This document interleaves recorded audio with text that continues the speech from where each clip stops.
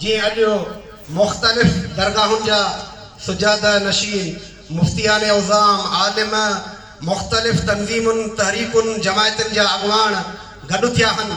इंशाअल्लाह ईअं थींदा रहंदा। साईं जन जीअं मिस्किन साईं जन बादशाह बि सभिनी ते महिरबान आहिनि। इंशाअल्लाह ईअं ई अॻिते असां वधंदा रहंदासीं ऐं जीअं हिमत अफ़ज़ाई असांजी कंदा रहिया आहिनि इंशाअल्लाह ईअं थींदी रहंदी। सुभान अल्लाह। क़िबला साईं मौलवी मंज़ूर पंहिंजो नूर मोहम्मद हुसैन साहब ॿ मिंट साईं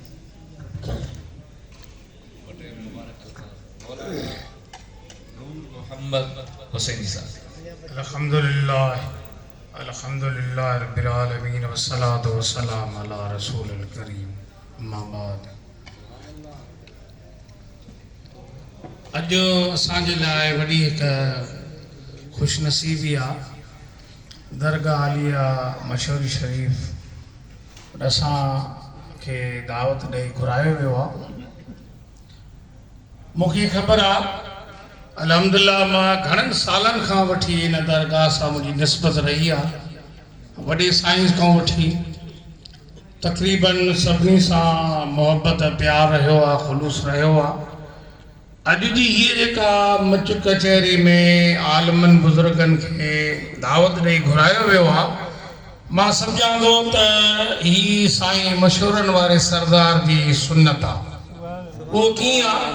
असां ॾिठो आहे जॾहिं बि असांजो हिते अचणु थींदो हो, जेकॾहिं साईं वॾनि खे ॿुधायो वेंदो त साईं आलिम दीन आहे त पाण उन्हनि जे लाइ थी करे उनजो आदरबा कंदा हुआ, उन सां मिलंदा हुआ, उन सां शफ़क़त प्यार कंदा हुआ। जेॾो हिन दरगाह ते सादात जो अदब आलिम जी ताज़ीम ऐं अदब कयो वेंदो आहे, इज़त ॾिनी वेंदी आहे, शायदि ॿियनि दरगाहनि में बि आहे। मां उन जे लाइ का अहिड़ी ॻाल्हि नथो कयां जे कंहिं दोस्त जे मथां दिलि ते बार पवे, पर घणो कुझु असां ॾिठो आहे त हिन दरगाह ते आलिम खे ऐं साहिब शरीयत खे वधीक इज़त ऐं मक़ाम ॾिनो वेंदो आहे। पुराणे दौर में जॾहिं असां किताबनि जो सिलसिलो शुरू कयो हो लिखण जे लाइ, असांजो महिरबान दोस्त